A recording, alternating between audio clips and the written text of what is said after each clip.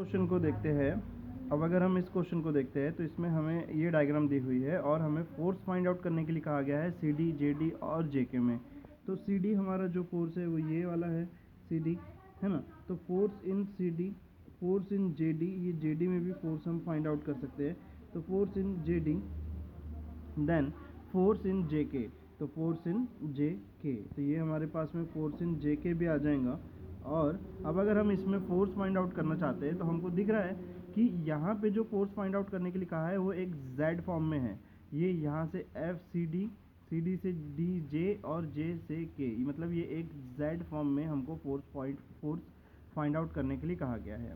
और दूसरी तरीके से अगर हम इस देखें तो इस डायग्राम में हम देख सकते हैं कि ये जो डायग्राम है एक तरीके से सिमेट्रिक है। हम इस फोर्स को हटा दें तो ये जो बीच से एक ऐसी लाइन अगर हम सपोज ड्रॉ करते हैं ऐसी, तो हम इस साइड वाला पार्ट और इस साइड वाले पार्ट को हम देख करके ये समझ सकते हैं कि ये जो डायग्राम है ये सिमेट्रिक है। और जब ये डायग्राम सिमेट्रिक है तो हम इसे किस तरीके से सॉल्व करेंगे ये हमें समझना पड़ेगा। सबसे पहले मैं इस डायग्राम को जो है ब्रेक कर देता हूँ और इस डायग्राम से मैं ये जो हमारे पास में रिएक्शंस है मैं इन्हें रिएक्शंस को कन्वर्ट कर देता हूँ। तो ये यहाँ पे अगर हम इस नई डायग्राम को देखें तो यहाँ पे मैं डायरेक्टली इसे ही चेंज कर देता हूँ कि यहाँ पे ये हमारा जो है हिंग सपोर्ट है। तो हिंग सपोर्ट से हमें दो रिएक्शन मिलने वाली है। ये suppose for example first reaction हमारे पास में आ जाती है फोर्स, यानी कि हम कह सकते हैं रिएक्शन वर्टिकल एट एफ, है ना। फिर उसके बाद में मैं इसे हॉरिजॉन्टल रिएक्शन भी देना पड़ेगा मुझे, तो मैं यहाँ पे कह देता हूँ रिएक्शन हॉरिजॉन्टल एट एफ। इसके बाद में ये जो हमारे पास में रोलर सपोर्ट है मैं इसमें कह देता हूँ कि ये एक ही हमारा फोर्स चलेगा, है ना। तो ये हमारे पास में रिएक्शन वर्टिकल एट एम। अब इसमें वर्टिकल की भी ज़रूरत नहीं है, सिर्फ हम आर एम भी लिखें तो भी चलेगा। अब अगर हम देखें तो इस डायग्राम में सबसे पहले हमारी स्टेप ये होंगी कि हम ये जो अननोन है R H F, R V F, R V M, इन सब को फाइंड आउट करें। सारे के सारे जो एक्सटर्नल फोर्स है वो हमें पहले फाइंड आउट करने पड़ेंगे। तो इस एक्सटर्नल फोर्स को हम किस तरीके से फाइंड आउट कर सकते हैं। ये जो एक्सटर्नल फोर्स है ये R H F, R V F, इसके लिए हम सबसे पहली स्टेप लगाएंगे समीशन ऑफ फोर्स या reaction vertical equal to zero. Vertical reactions को हम लेंगे तो सबसे पहला जो वर्टिकल रिएक्शन है वो है आर वी एफ, ऊपर जा रहा है इसलिए plus R V F. Then उसके बाद में ये आर वी एम जो कि ऊपर जा रहा है अगेन इसीलिए ये भी प्लस आर वी एम, ये आर वी एम। देन उसके बाद में ये जो 60 है, सॉरी ये जो 40 है ये नीचे आ रहा है इसीलिए ये -40, और ये जो 60 है ये -60 इक्वल टू ज़ीरो। इसके अलावा कोई और जो है वर्टिकली नहीं है। इसके बाद अगर हम देखें तो हमने ले लिए summation of reaction horizontal equal to zero, इधर जाने वाले प्लस और इधर आने वाले माइनस। तो इसके बाद अगर हम यहाँ पे देखें तो ये आर एच एफ जो है इस साइड जा रहा है, पॉजिटिव साइड जा रहा है, तो ये R H F equal to zero, क्योंकि इसके अलावा कोई और दूसरा फोर्स है ही नहीं। इसके अलावा अगर हम और देखें तो हमारे थर्ड वाला हो जाएगा समीशन ऑफ मोमेंट। ये तीन स्टेप्स हमारी बेसिक होती है, हर बार हमें क्वेश्चन में अप्लाई करना ही पड़ता है। Summation of moment about point F कह देता हूँ मैं सपोज, तो about point F is equal to zero, clockwise positive और एंटी क्लॉकवाइज नेगेटिव। सो अब अगर हम यहाँ पे देखें तो R M summation of moment at point F, तो ये एफ पॉइंट पे तो ऑलरेडी ज़ीरो हो जाएगा। देन उसके बाद में ये 40 को अगर देखें तो ये 40 कैसा आ रहा है, 40 यहाँ से ऐसा घुमाएंगे, ये इसी पॉइंट से नीचे उतरेगा, ऐसा नहीं कि डायरेक्ट आ जाए, तो ये इसी पॉइंट से नीचे आएगा और नीचे से फिर इसको ऐसा हम घुमाएंगे। तो ये डिस्टेंस हमारे पास में 2, 4, 6 हो जाएगा, और ये 40 और ये 6 तो क्लॉकवाइज है, सॉरी एंटी, हाँ क्लॉकवाइज ही है ये, तो क्लॉकवाइज है 40 इंटू 6, तो इसीलिए ये 40 इंटू 6 और क्लॉकवाइज होने की वजह से पॉजिटिव ले लेंगे। देन उसके बाद में 60 है, 60 को भी हम यहाँ से नीचे उतारेंगे, ऐसा नहीं कि यहाँ से हमने डायरेक्टली ले लिए, इसी लाइन से, क्योंकि वर्टिकली डाउनवर्ड है तो इसलिए हम इसे नीचे लेके आएंगे। तो ये 60 इंटू ये फोर्स हो जाएगा 3, 4, 5, 5 टू ज़ 10, 10 इंटू 60, 60 इंटू 10, अगेन क्लॉकवाइज है तो इसीलिए प्लस। देन उसके बाद में हम यहाँ पे देख सकते हैं कि आर वी एम जो है ये हमारे पास में ऐसा जाएगा इधर से, है ना। तो इसका डिस्टेंस कितना है हमारे पास में, ये है 2, 4, 6, 8, 10, 12 आर वी एम, और एंटी क्लॉकवाइज है आर वी एम इंटू 12, और ये सारे फोर्स हमने कंसिडर कर चुके हैं इक्वल टू ज़ीरो। अब हम इसे जो है सॉल्व कर सकते हैं हमारे कैलकुलेटर से। सो अब हमारा कैलकुलेटर, ये हमारा कैलकुलेटर आ गया, है ना। सबसे पहले हमारे पास में 40 इंटू 6, तो ये हमने ले लिए bracket 40 into 6 bracket complete, plus 60 into 10, तो ये हमारे पास में, सॉरी सबसे पहले हमने ले लिए 40 इंटू 6 प्लस फिर है 60 into 10 plus minus unknown alpha A कह दिया मैंने suppose into 12 alpha equal to 0 solve shift solve equal to. So ये हमारे पास में आ चुका है 70। सो ये RVM की वैल्यू जो है ये आ चुकी है 70 किलो न्यूटन। सो ये RVM हमारे पास में आ चुका है 70 किलो न्यूटन। अब इस RVM को हम पुटअप कर सकते हैं यहाँ पे ये वाली इक्वेशन में। तो ये हमारे पास में 70 हो जाता है सपोज 70 माइनस 40 30 30 माइनस 60 माइनस 30 और इधर जाके प्लस, है ना। तो हम यहाँ पे देख सकते हैं कि ये 70 माइनस 40 माइनस 60 ये हो जा रहा है माइनस 30 और उस साइड जा करके प्लस 30। तो ये RVF हमारे पास में हो जा रहा है प्लस 30 किलो न्यूटन। सो अब हमारे पास में दो जो अननोन थे उन सब की वैल्यू आ चुकी है। RVM हमारे पास में 70 आ चुका है, RVF हमारे पास में 30 आ चुका है और RHF ये जो है हमारे पास में 0 आ चुका है। सारी एक्सटर्नल लोडिंग हमने अब फाइंड आउट कर चुके हैं। तो अब क्योंकि ये सिमेट्रिक है तो हम इसे कैसे सॉल्व करेंगे ये हमें समझना पड़ेगा। तो सबसे पहले इस डायग्राम को मैं ब्रेक कर दूंगा यहाँ से। ये जो है यहाँ से सेंटर से, इस सेंटर से हमने इसे ब्रेक कर दिए। ब्रेक करने के बाद में मैं जो है ये इतना पार्ट यहाँ से इतना इसे मैं कंसिडर कर लूँगा, ठीक है।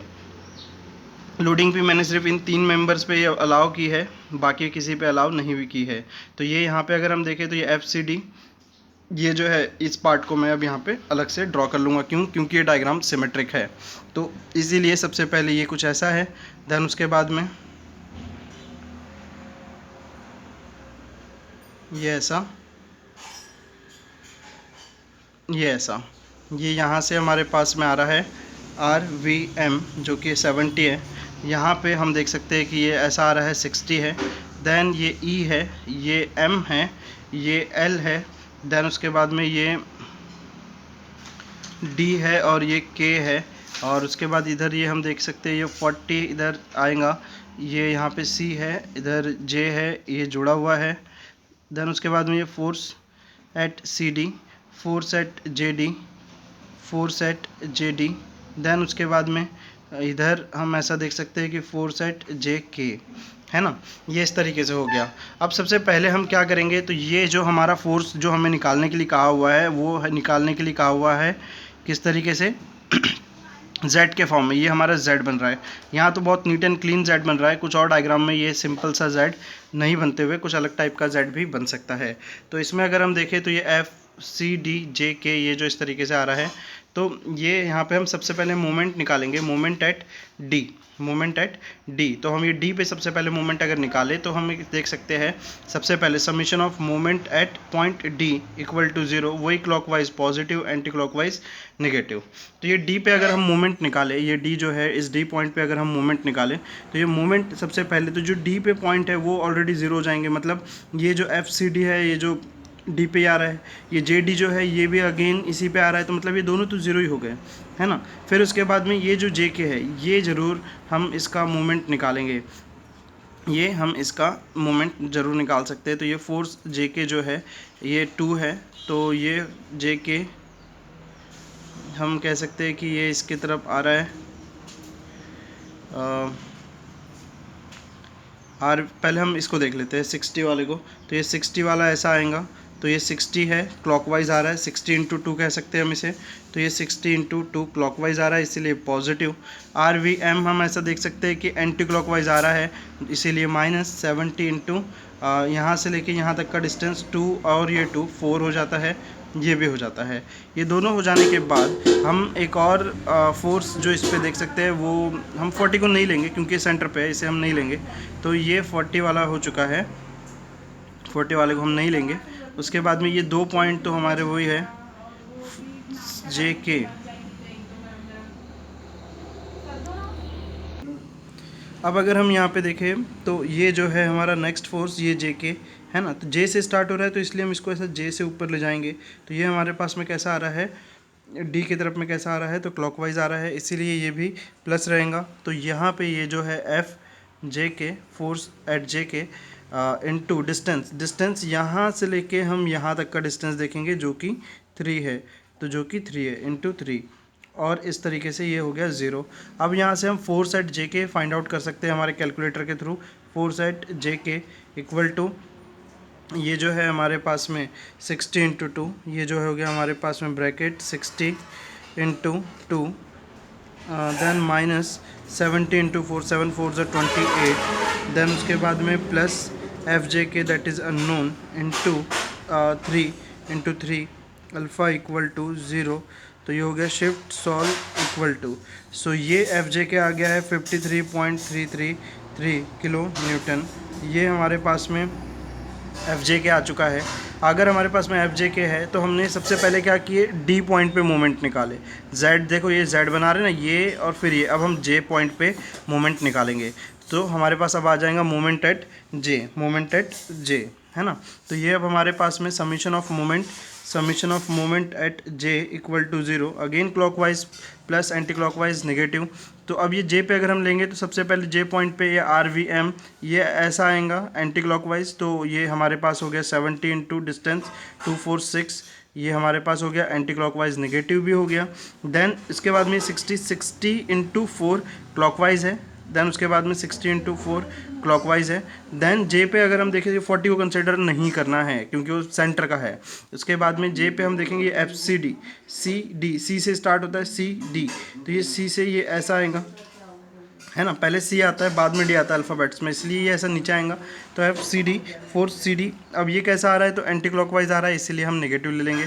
Force C D into distance, again ये वर्टिकल डिस्टेंस 3 जो कि हमको क्वेश्चन में दिया हुआ है।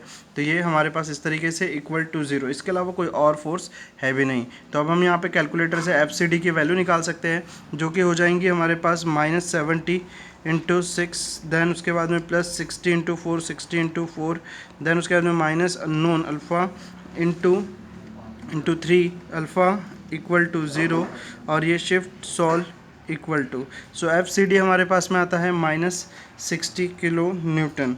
ये हमारे पास फोर्स एट सी डी हमने निकाल चुके हैं, फोर्स सी डी भी निकाल चुके हैं, फोर्स जे के भी निकाल चुके हैं, है ना। ये सब हो जाने के बाद फोर्स अब ये सब हो जाने के बाद हम क्या करेंगे, हमारा जे डी फोर्स निकालना बच गया है, और ये क्योंकि एक ऐसा इंक्लाइंड फोर्स है हम इसे ऐसे फाइंड आउट नहीं कर सकते। तो हम इसके लिए क्या करेंगे, फिर से एक बार हम इस डायग्राम को ब्रेक करेंगे। सपोज़ मैं इसको किस तरीके से ब्रेक करूँगा कि ये हमारी फिर से मैंने एज इट इज़ री डायग्राम कंस्ट्रक्ट किया है, उसके बाद ये ऐसा, फिर इधर, और फिर ये ऐसा। तो ये हमारे पास C है, ये फॉर एग्ज़ाम्पल ये D है, ये पॉइंट E है, ये M है, ये इधर से आ रहा है L, फिर इधर से आ रहा है K, फिर इधर से आ रहा है J, है ना।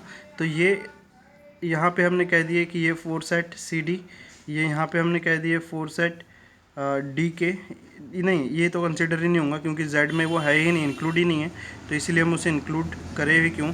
ये ऐसा force at J D, D J या जे डी, तो फोर्स एट जे डी कह सकते हैं हम इसे, ठीक है। देन उसके बाद में फोर्स एट जे के, ये ऐसा फोर्स एट जे के, ये हो गया। तो अब अगर हम यहाँ पे देखें, जब हम इसको ब्रेक करते हैं, हमको जे डी फोर्स निकालना है, अभी हमारा लास्ट यही फाइंड आउट करने का बचा हुआ है। यहाँ पे जो एक हमारे पास में है R V M equal to 70, यहाँ पे जो हमारे पास में है 60, ठीक है। देन उसके बाद में अगर मैं इसे ब्रेक करूँ तो यहाँ पे ये 1 2, मैं इसे एक वर्टिकल फोर्स में ब्रेक कर दिया, ये एक हॉरिजॉन्टल फोर्स में ब्रेक कर दिया। तो अब अगर मैं यहाँ पे देखूँ तो ये हमारे पास में बन जाएगा F J D, force at J D into horizontal है तो कॉज इंटू थीटा। तो थीटा हमारे पास में होना चाहिए, है ना, हमको थीटा की वैल्यू पता होनी चाहिए। तो थीटा हम कैसे लेंगे, अलॉन्ग विथ हॉरिजॉन्टल। तो ये यहाँ पे हॉरिजॉन्टल, ये हॉरिजॉन्टल होगा इससे, और ये एंगल हमको निकालना पड़ेगा। तो हम ये देख लेंगे कि ये एंगल कैसे निकाला जाए, है ना, हम इस एंगल को निकाल लेंगे। देन उसके बाद में फोर्स यहाँ पे थीटा हम पुटअप कर देंगे। देन उसके बाद में ये जो रहेगा F J D into sine into theta, हम यहाँ पे भी फोर्स पुटअप कर देंगे। इसके बाद अब सबसे पहले अगर मैं फोर्स फाइंड आउट करने जाऊँ तो मैं ये एक ट्राइंगल कंसिडर कर लेता हूँ। तो ये इस तरीके से, ये हो गया C, ये हो गया D, और ये हो गया J। ये 3 है, ये वर्टिकल डिस्टेंस 3 है, क्वेश्चन में गिवन है। ये हॉरिजॉन्टल डिस्टेंस 2 है, और ये थीटा हमें निकालना है। हम ये अपोजिट साइड, तो हमारे पास tan का फॉर्मूला होता है tan theta is equals to perpendicular, यानी कि अपोजिट साइड अपॉन बेस, है ना, अपोजिट साइड अपॉन बेस, ठीक है। सो ये अपोजिट साइड क्या होती है हमारे पास 3, बेस हमारे पास कितना होता है 2। सो अब हम ये जो है थीटा की वैल्यू निकाल सकते हैं। tan को उधर भेजेंगे तो ये tan इनवर्स बनेगा और ये 3/2 बन जाएगा। सो अब हम इसे कैसे फाइंड आउट करेंगे, तो हम यहाँ पे tan इनवर्स लिखने के लिए पहले शिफ्ट दबाएंगे फिर tan दबाएंगे, तो ये tan इनवर्स बनेगा और फिर 3/2 लिख देंगे और ब्रैकेट कंप्लीट हो जाएगा इक्वल्स टू 56 पॉइंट जो कि आ रहा है 309, है ना, 56.309। तो ये यहाँ पे आ गया है 56.309। तो यहाँ पे हम अब इनकी वैल्यू दे सकते हैं, ये भी रहेगा हमारे पास में 56.309। ओके, तो इस तरीके से हमने यहाँ पे कैलकुलेट कर लिए है। और अब हम यहाँ पे जो लास्ट स्टेप है हमारी फोर्स एट जेडी निकालने के लिए, हम करेंगे summation of force along vertical direction equal to 0। सबसे पहला वर्टिकल फोर्स ये है 70 ऊपर जा रहा है इसलिए प्लस, और ये 60 नीचे आ रहा है इसीलिए माइनस, और फिर एक और वर्टिकल फोर्स वो जो कि ये है हमने जो अभी रिजॉल्व किए है ये वाला, इसके अलावा और कोई वर्टिकल फोर्स नहीं है। ये जो फोर्स है ये हॉरिजॉन्टल फोर्स है तीनों ही। तो हम इस वर्टिकल फोर्स को ले लेंगे, नीचे आ रहा है इसलिए minus force at JD into sine 56.309 equal to 0।